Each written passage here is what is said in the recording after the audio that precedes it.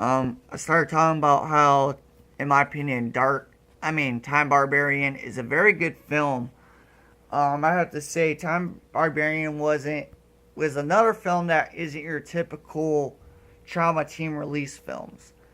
Time Barbarian was unusual for them to create, but I really enjoyed the film. It didn't have your typical gore effects that Trauma Team release is known for. This was another film which I was surprised to find out was made by them. It's a great action flick. It has tons of action. If I was rating this film on a whole and not on a series of subjects, it would get a 5 stars. But because I'm rating it on a series of subjects, here's my rating on them. As far as the storyline itself, the originality of the storyline, I would give a 5-star rating. As far as the acting in the film, I'd give that 5-star rating. I really enjoyed the main hero of the story, the King Barbarian Darren. I really enjoyed the villain Mondrak.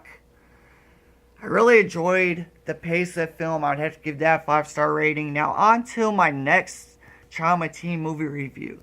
This film is called Witchcraft. It basically spawned 4 sequels. This first film is about a woman who keeps on having these nightmares of a man and a woman being burned at the stake.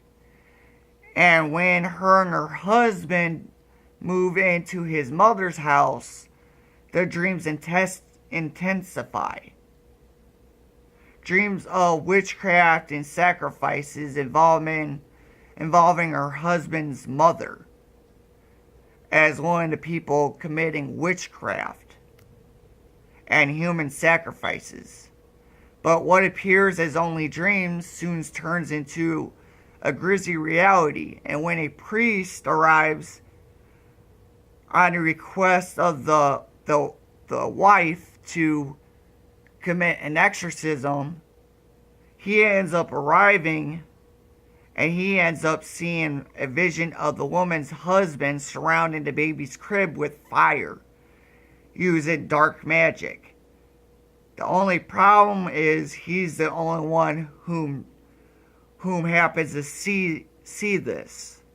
And instead of blessing the baby, he insists that Grace brings her child to be baptized.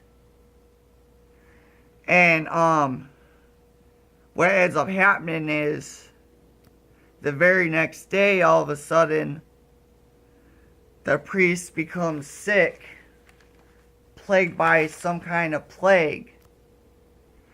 And eventually, which leads to Grace realizing that her dreams might just be warning signs, warning her that something evil is going on.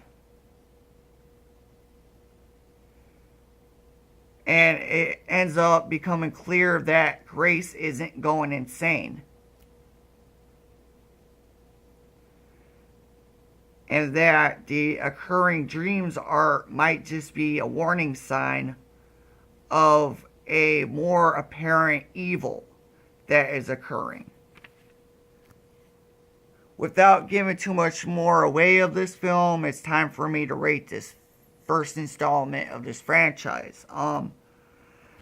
This first film, if I was rating it as a whole, I would give it a 4.5 stars as a whole. However, the film was boring at parts, which is reason why I can't give it the full 4 stars or even a 5-star rating. This first film was boring at times. Because I'm rating it on a series of different subjects, I would give it a 5 stars for originality, because it had original storyline plot. As far as the acting itself,